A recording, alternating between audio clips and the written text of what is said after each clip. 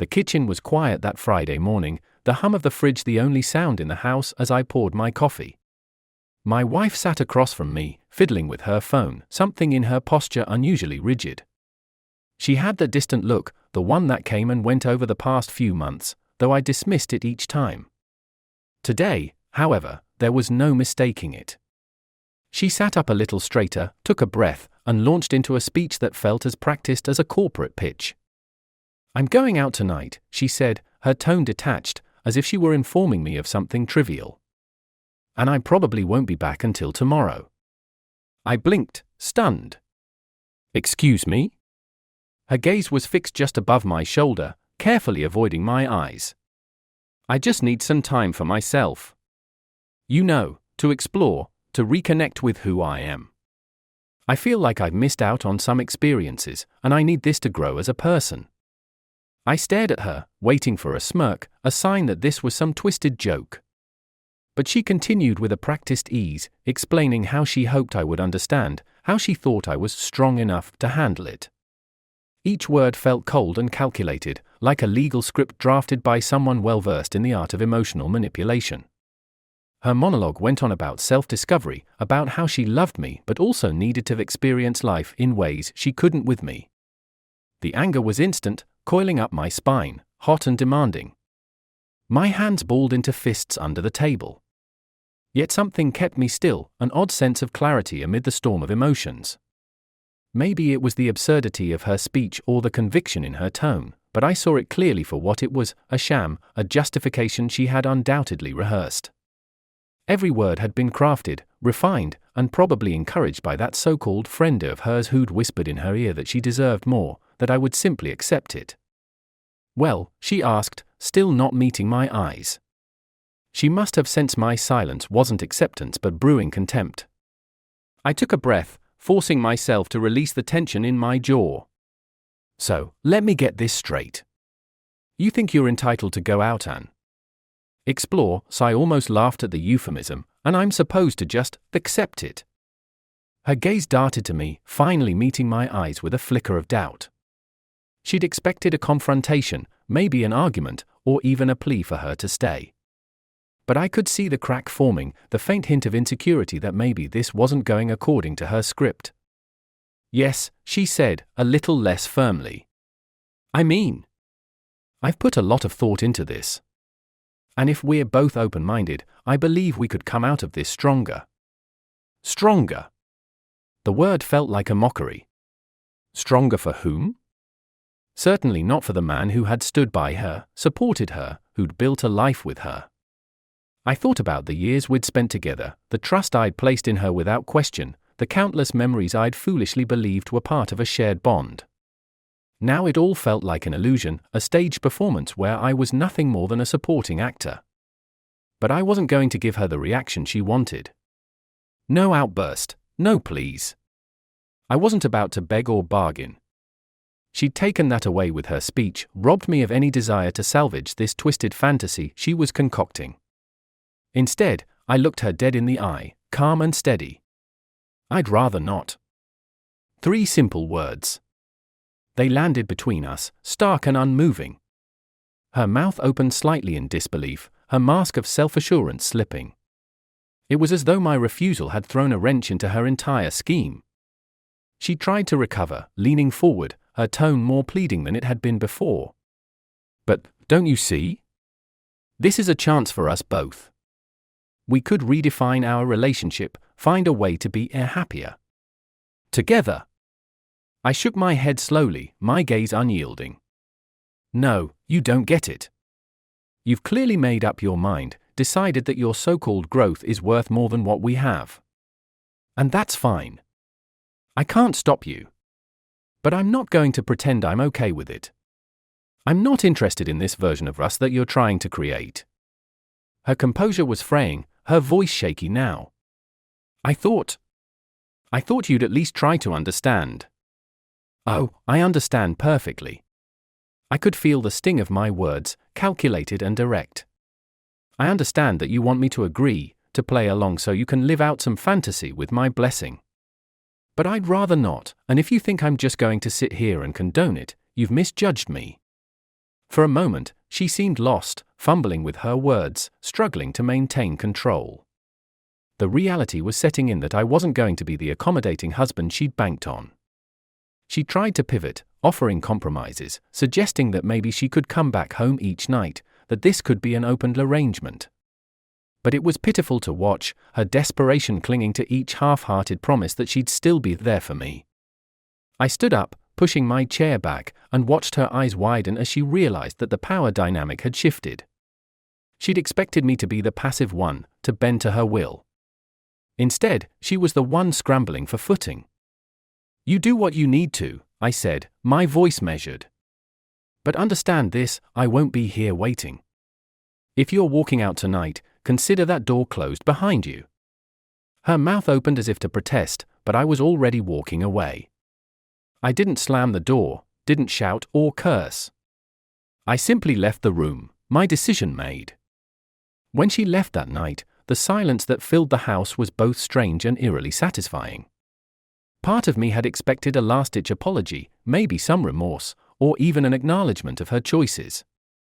But as the hours ticked by and darkness settled, it became clear she'd gone through with it. She didn't try to call or message, didn't even leave a note. My absence of emotion felt foreign, almost as if I were watching someone else's life unfold. The next morning, I was up early, more out of habit than anything. I made coffee, listening to the quiet, wondering if she'd even bother coming back. Would she knock? Or simply let herself in, pretending like everything was fine? I imagined her walking in, calm and collected, telling me that she'd figured it out, that this one night had given her all the clarity she needed. But, honestly, I didn't want to hear any of it. The very thought of her explanations made my stomach turn. It was just after 10 when I heard her key in the lock. She stepped in quietly, as if expecting me to confront her immediately. But I stayed seated at the kitchen table, reading the newspaper, my coffee cooling beside me.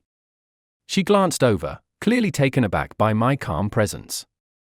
She'd expected anger, accusations, maybe even an argument that would allow her to play the role of victim. But all I offered her was silence.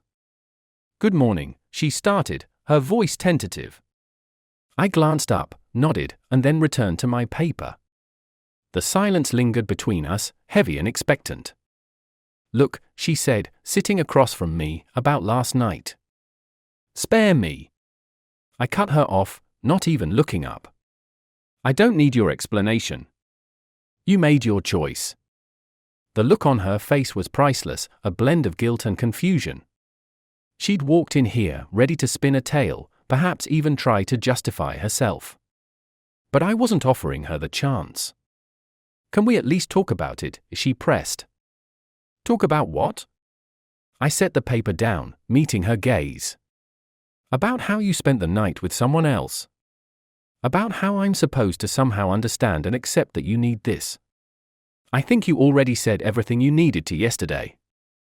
She took a deep breath, folding her hands on the table, perhaps hoping that the composed, reasonable approach would get through to me.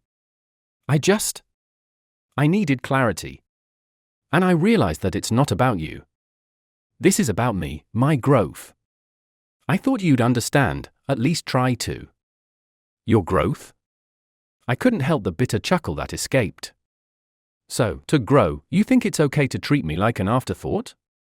To leave, spend the night elsewhere, and then walk back in here expecting me to pretend it's all part of some enlightened plan?" Her face reddened, and she looked away, clearly uncomfortable with the bluntness of my words. "It's not like that. I didn't expect you to be so closed off about this." "Closed off?" I scoffed. "I gave you everything, every bit of trust and loyalty. And what did you do with it? You took it for granted and decided it didn't matter because you wanted more. So no, I'm not closed off. I'm just done." She opened her mouth, then closed it, as though struggling to find something that might ease the tension, something to make me see her perspective. But there was no justification for what she'd done, no narrative that would cast her in a better light. She finally whispered, "I didn't mean to hurt you." "Funny, because that's exactly what you did." I got up, took my mug to the sink, and leaned against the counter, watching her as she wrestled with her guilt. But I'm sure that doesn't really matter now. You had your night. You had your freedom. Now what? Her eyes flickered with a hint of defensiveness. I just want us to move forward. I thought maybe we could find a way to work through this. I laughed, shaking my head at the absurdity. Work through what, exactly? Your need to explore? Your total disregard for our marriage? Sorry, but that's not something I'm willing to work through. She stayed seated, looking down at her hands, seemingly lost in thought. For the first time, I wondered if she even understood the weight of her actions, if she realized the depth of betrayal I felt. Or maybe she was too wrapped up in her own perspective, blinded by whatever misguided sense of self-discovery she'd conjured up. After a long silence, she finally stood, her shoulders slumping as if accepting that she wasn't going to find redemption here. I don't know what to say. Then don't say anything, I replied, my tone hard. There's nothing left to discuss. She nodded, perhaps sensing the finality in my words. She turned to go, her steps hesitant. But as she reached the door, she paused, looking back with a faint glimmer of hope in her eyes. I still love you, you know, she said quietly. But I wasn't buying it. Love? If this is love to you, then you can keep it. I deserve better than whatever this is. The words seemed to hit her hard, and she swallowed, the resolve in her eyes beginning to waver. She opened the door and stepped out, leaving me alone in the quiet house once more. I knew, deep down, that I'd made the right choice in not giving her the reaction she'd expected. I'd drawn a line she couldn't cross back over, a boundary she'd have to live with. For the first time in months, maybe even years, I felt a sense of control, of self-respect I hadn't realized I'd been missing. It wasn't easy to let go, to acknowledge the end of something I'd once cherished. But this was a beginning, too, a chance to rebuild without the weight of her deception hanging over me. I didn't look back, didn't waste time rehashing what had already been broken. Instead, I focused on myself, on the life I could now live, untethered from her twisted version of love. The days after her departure passed like slow-moving shadows, a mix of calm detachment and quiet ache that ebbed and flowed without warning.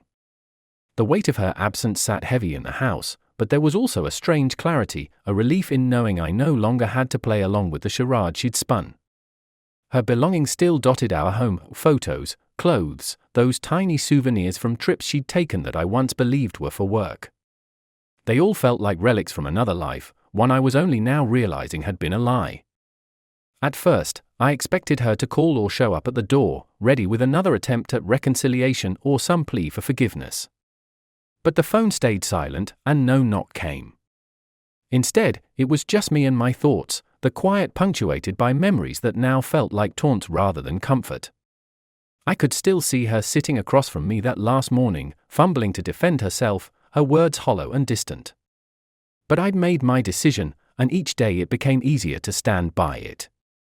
It was midweek when I decided to clean out the closet we shared.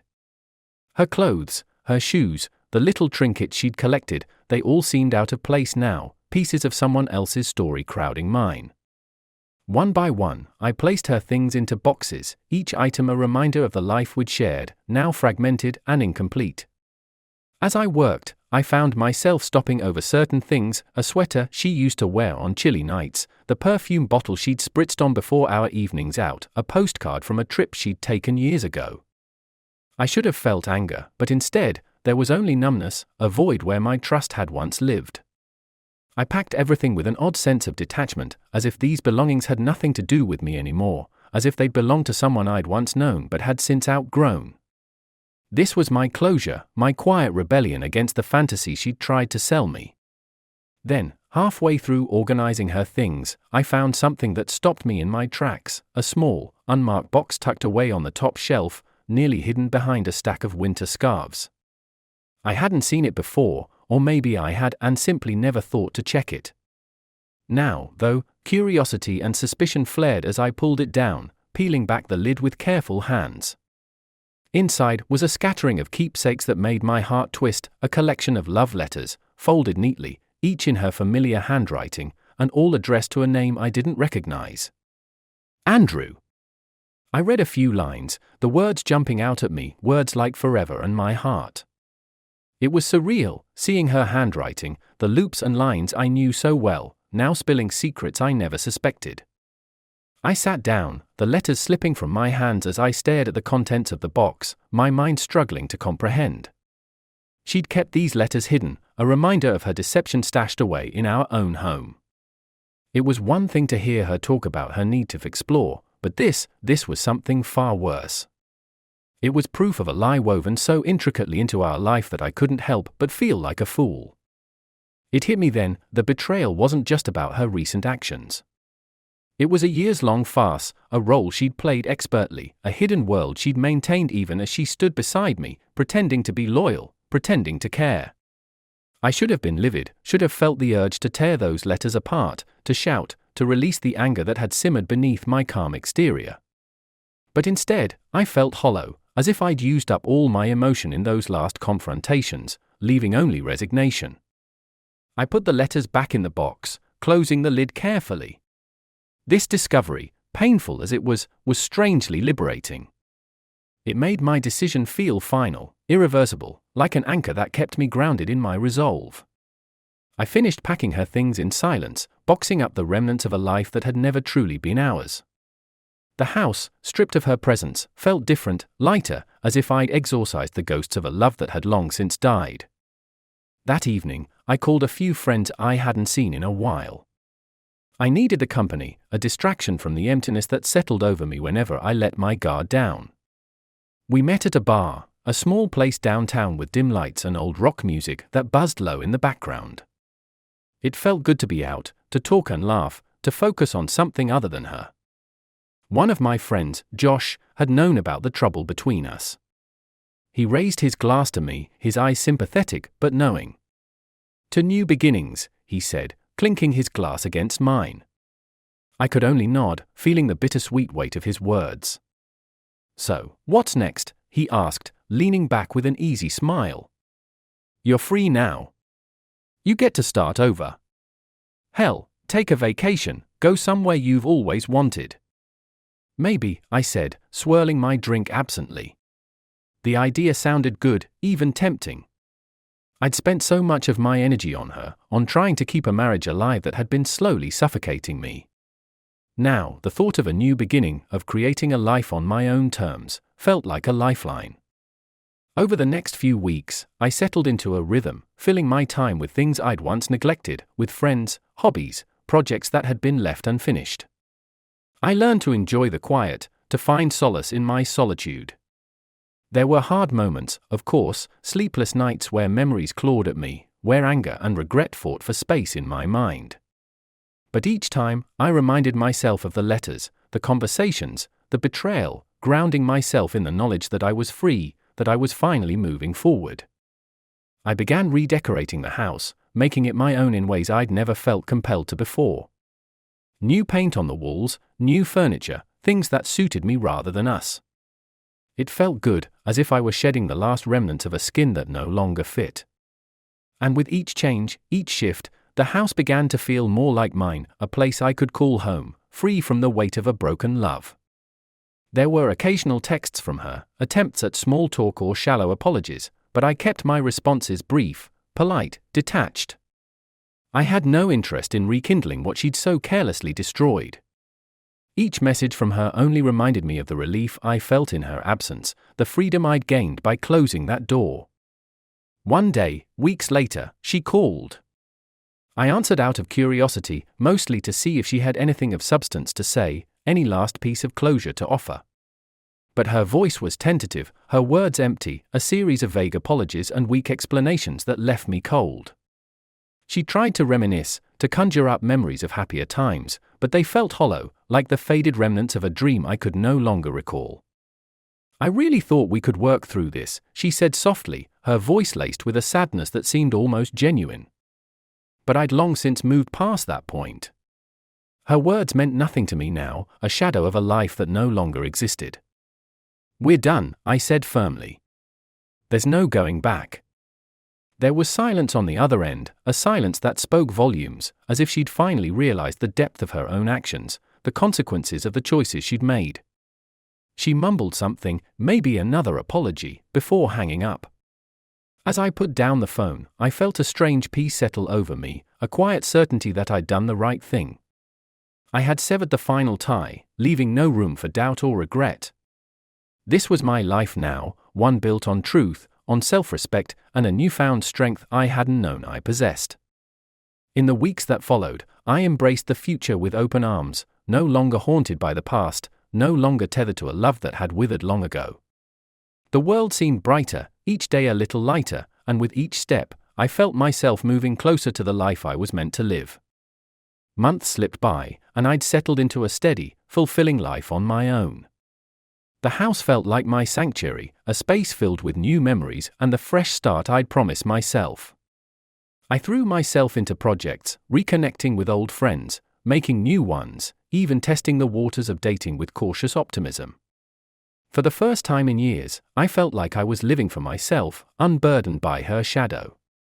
Then one afternoon, as I was organizing some files in my home office, my phone rang. The number was unfamiliar, and I hesitated before picking up. "Hello?" A woman's voice came through, polite but guarded. "Hi, is this Nathan?"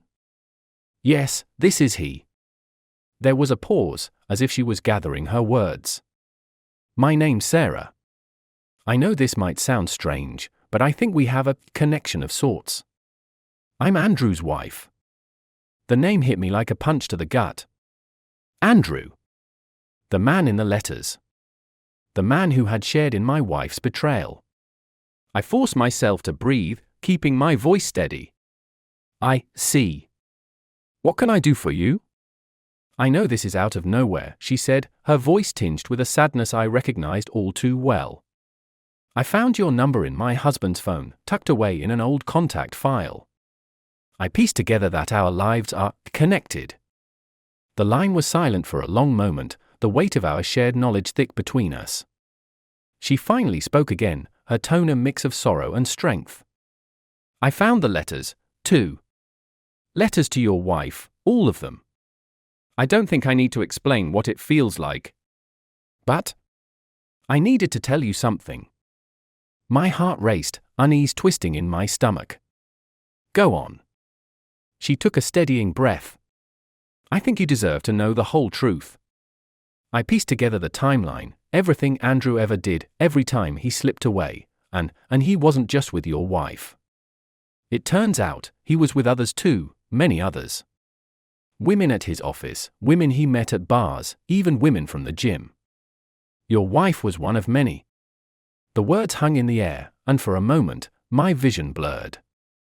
I'd spent so long feeling betrayed by my wife, convinced that she'd found something special with this other man, something worth throwing our marriage away for. But now it turned out she'd simply been another mark in his sordid double life. Sarah's voice was soft but firm as she continued, "I thought you deserved to know. I thought, maybe it would give you some peace, or at least some clarity. I found his messages to her. They're full of empty promises, just like the ones he gave to everyone else." Clarity. The word struck me with a strange force. I'd held on to my resentment of her for months, replaying the betrayal over and over, haunted by the idea that she'd loved someone else, someone worth lying to me for. But now, in the bitter irony of the truth, I felt something close to relief. She hadn't left me for love. She'd fallen for a man who didn't love her at all, a man who had strung her along as he'd done with countless others. There was a strange comfort in that knowledge, a validation I hadn't known I needed. "Thank you for telling me this," I said finally, the words feeling inadequate for the gratitude I felt. She let out a sigh. "You're welcome. Anne? I'm sorry. I know what you're going through. I'm still figuring it out myself." After we hung up, I sat in the quiet of my office, my mind racing as I processed the layers of betrayal.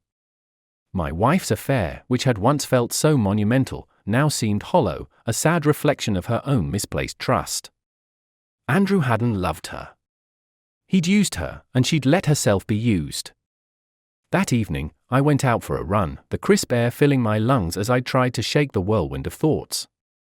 I stopped by the lake, staring out at the dark water, feeling a strange mix of emotions, grief for the life I'd lost, anger at the lies, but also a sense of release. This knowledge was a gift, freeing me from the illusion that she'd somehow found something real with someone else. She'd been deceived, just as I had. Back home, I felt lighter, as if a weight I hadn't known I was carrying had finally been lifted. But as I entered the kitchen, I froze. There, on the counter, was an envelope with my name scrawled across it in her handwriting.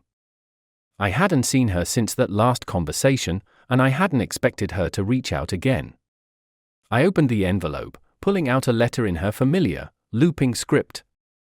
Dear Nathan, by the time you read this, I'll be gone. I realized I've been running from the truth about myself, about us, and I want you to know how deeply sorry I am for everything I put you through. I know you won't take me back. I know I don't deserve forgiveness. But there's something I need you to know before I go. I didn't fall in love with him.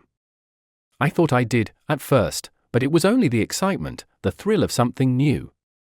I was lost, feeling like there was something missing in me, something broken.